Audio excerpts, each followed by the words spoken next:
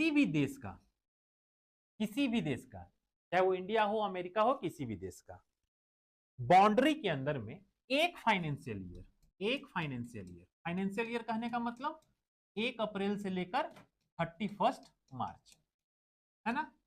Calendar year क्या होता है? कैलेंडर ईयर होता है 1 जनवरी से 31 दिसंबर, यही दोनों में बेसिक अंतर होता है।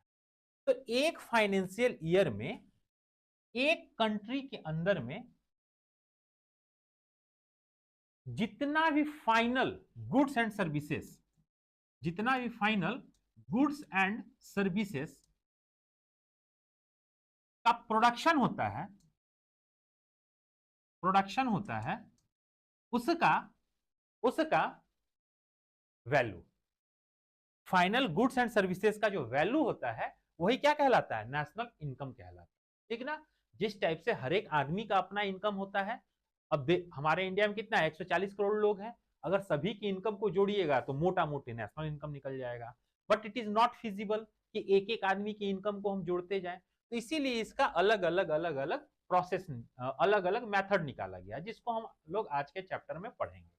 ठीक है। तो यहां आप देख लिए फाइनल गुड्स एंड सर्विसेज का वैल्यू जो प्रोड्यूस एक फाइनेंशियल ईयर में, जो आप अपने देश के अंदर में वस्तुओं और सेवाओं का, अंतिम वस्तुओं एवं सेवाओं का उत्पादन करते। ठीक ना।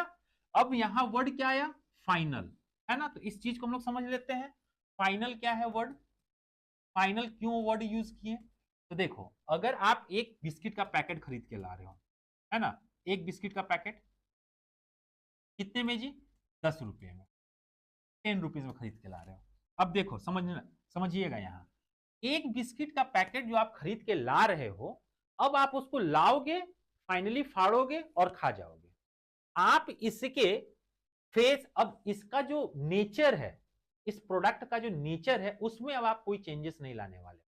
अब ये क्या है? रेडी टू यूज है।